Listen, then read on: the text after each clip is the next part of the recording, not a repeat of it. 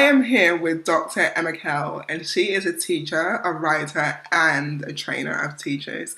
So, Dr. Emma Kell is going to share with us some experience that she has and knowledge that she's gained over time that will help you with your child. Hello, how are you? I'm really well, thank you. Thank you for having me. Thank you for joining in this conversation. So I know you currently work with PRUs, and for anyone that doesn't know what that means, would you mind explaining? Yeah, so one of my main roles at the moment is working with a PRU or Pupil Referral Unit. And a Pupil Referral Unit is for children who, for whatever reason, cannot cope in mainstream schools. So sometimes it's behaviour, that's what people assume a lot of the time. And there are a lot of children at our PRU who've been excluded. But in the vast majority of cases, these are children who have some kind of special need, which has either been diagnosed or more often than not diagnosed, and their special need has not been met in mainstream, so they end up with us. I think that's really interesting because there's so many parents that are concerned over their child's progress in mainstream schools and are kind of worried about where they end up. What's been your experience of the children that have come over to you? It's really hard not to get quite angry. I'm relatively new. So I worked in mainstream for 21 years, and so I'm relatively new to the world of alternative provision. And it's quite hard not to get very angry sometimes, because we have children who arrive at our door who are so damaged, and struggle so much. To put it in perspective, it's just to get through the door of school. So for some children, to come to our school for 15 minutes once a week is a massive achievement. And, I'm very proud of where we work. We really look after them. We really get to know them. We work very closely with their families. But when you hear their stories, they will often not have attended mainstream at all for a year or more, because of all sorts of reasons, but usually often linked to acute anxiety, lots of associations of mainstream with feeling very isolated. They are often incredibly stressed, so I hadn't fully understood or seen extremes of a child who is so stressed that they freeze, and they work themselves into this cycle of despair and distress. So it's our job to help them gradually feel strong enough and confident enough to get back, ideally, to get back into mainstream, yeah. And do you feel like children make as much progress in PRUs, or is it a bit different? Oh, well, this is the irony. The PRU I work with is such a wonderful place because it's our job to make children want to come to school. So much thought has gone into everything we do, from the self-soothing tools which are available, from jigsaw puzzles to putty, to just to spaces they have, to the colours of the walls, to the nature of the staff-student relationships. So we do everything together. We have breakfast together. Mm-hmm. We have break time together. When I first visited, anyone who comes to visit our PRU gets made a cup of tea, usually by a student. We sit down for lunch together, obviously COVID restrictions allowing. So sometimes I have this dilemma of where I think, oh my goodness, it is so lovely here that why would any child want to go back to mainstream? But of course, actually, we need to get real that they want to be around. They want to be, and their parents, in the vast majority of cases, want them to be learning to function in bigger communities, in that bustle of school.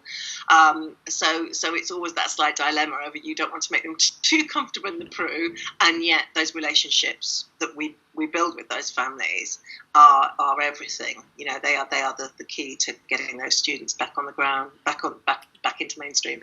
Yeah, I think it's interesting because it's funny how taking a child out of mainstream can have a beneficial effect on them to be able to go back into mainstream again. So in some aspects, a PRU can be beneficial to a child.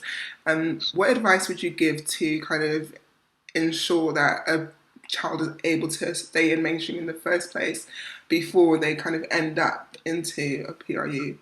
just to be clear, some of the cliches around SEND, it can affect any family at any time, and it's really hard. So the best advice I've ever heard is from a friend of mine who is a Senko, which is to be, and this sounds awful, but to be the most awkward and most difficult parent you can if your child's needs are not being met. And it makes me quite sad sometimes. I follow the SEND community and the current issues, and often on social media people are known as warriors or fighters, and to have to fight all the time is exhausting. But we all know we'd go through traffic for our children. We'd do anything for our children.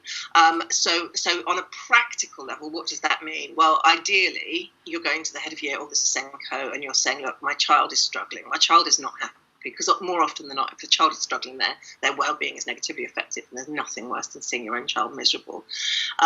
So ideally, if the system's working as it should be, despite all the challenges, that person will then be able to diagnose and put something in place to support your child, which might be very simple, might be something like a safe place for them to go, a base for them to go, a buddy. Might be spending time with animals in school, whatever it is, or it might be something that's more complex and needs to lead to an assessment for an EHCP, an education healthcare plan. What often happens though, and one of my other foci is teacher wellbeing and recruitment and retention, is that schools are stressed, teachers are stressed, they're understaffed. Some schools don't have a Senko at the moment. Sometimes the Senko is also on the leadership team and is just flat out, the job of a Senko is really hard. So my advice would be to find a trusted adult in that school, whoever it is. It could be a teaching assistant. Teaching assistants who work with special needs children are often the people who know them best.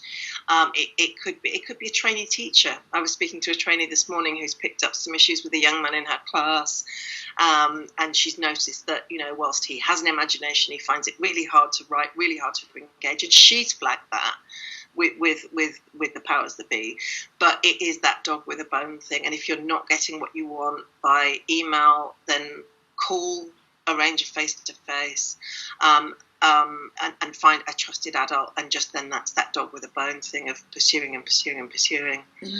I do think that's really hard, and it's so true, because it is the parents that are constantly pushing and constantly striving that get that support for their child. I know when I was teaching in a special needs school, it was the parents that were constantly on your door, that were constantly checking on how their child's doing, constantly seeing what progress they're making. They were the ones that you were told to focus more on. So I was wondering, what advice do you have regarding if you're looking for a school, say a parent that hasn't, their child's got special needs, they've not yet started school, what are the kind of key things you should look out for when sending your child to a new school? Oh, that's a really good question. Right, I'm going to take a concrete example. So my best friend's daughter has autism. She was diagnosed when she was about 9, and she really struggled pre-diagnosis. What was interesting was that they did the fighting thing, and once she had the diagnosis, interestingly, her life became an awful lot lighter because she understood what was going on. So some of the things that her secondary school has done brilliantly have been linking her to a specific teaching assistant and showing her. So ask to see the special needs base or the place where children go if they are struggling during the day. So some kind of base. Ask to meet the Senko. Ask or make sure that the secondary school is, assuming it is a secondary, is liaising with the primary so that they actually talk to the teachers of your child. So it's all about, it's the communication, it's the commitment, it's the way space is used. And for me, the biggest thing of all is relationships. So as you're walking around that school, are the teachers smiling? Are they engaging? Are they showing an interest in you and your child? I think that's really good advice, and I think it's advice that so many parents will value, because I don't think these things are shared enough. You kind of just told, oh, go to that school because it's kind of close to you, without really kind of looking into detail of what specifically are they going to be doing with my child, or how specifically are they going to help my child. There's Yeah. another one actually, which comes up not just for special needs children, for all children, which is just the best piece of advice, is when you're visiting a school, go and look at the toilets. You would be amazed at how much anxiety toilets cause young people, and how many young people will avoid using the toilet because they are worried about being bullied, or it just doesn't feel like a safe space, or it's not particularly clean. So go and look at the toilets, and let your child go and look at the toilets. That's a really, I would have never thought that, but thinking back to my school days, the toilets had a real impact. When they awful. I remember one school I worked at a long time ago, thank goodness, where you could smell the urine from the bottom, the boys' toilets.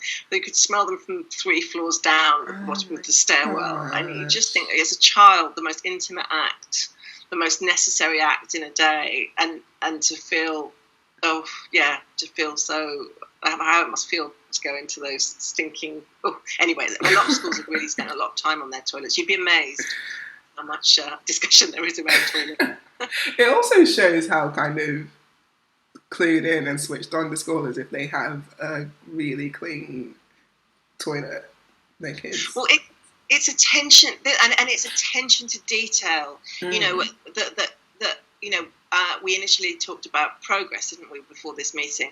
But actually, children, it's Maslow's hierarchy of needs, isn't it? Children can't progress unless they feel safe, unless their basic physical needs are met. So not just toilets, but where will they be eating? If your child has difficulties being around lots of people, how is the canteen queue regulated? Is it a bit? Does it feel a bit dangerous, a bit of a free for all, or are there staff who are present and smiling and greeting children and regulating that? So it's those out. If you ask any child, it's not lesson time that causes the major stress. It's the bits in between. How do the corridors look? Do the corridors look and feel safe? Again, is there an adult presence around? Is there that sense that adults are taking an interest in the children who are walking past them? So, yeah, it's interesting. All these little kind of points that you probably would just kind of skip your mind without really kind of thinking about it, but that has such a big influence on a child's comfort. Yeah, and that's why I get so frustrated with our system, that we get obsessed with, the percentage of children who got a grade 5 or above in English and maths will be the first thing you hear about in lots of schools you go to for the open evening. But for any of us, regardless of whether our children have special needs, what does that actually tell us about whether what do we want for our children? I'm going to quote my friend Matthew, who I have to name him, is, what do we want for our children? We want them to be happy, we want them to be healthy, and we want them to be kind. Yeah. And yes, if success and we want them to feel financially secure and fulfilled, but without those 3 things, happy, healthy, kind, none of the rest can happen. That's so true. That's so true, because that's how they feel safe, and that's how they will progress, isn't it? Such great advice. Really, really good. I think I might have to end the conversation here. I really enjoyed speaking to you, and it would be great if we could have another conversation at some point in the future. I feel like you've got so much knowledge that you're able to share and to provide parents with, that will help them with their child's journey. I want to say thank you so much.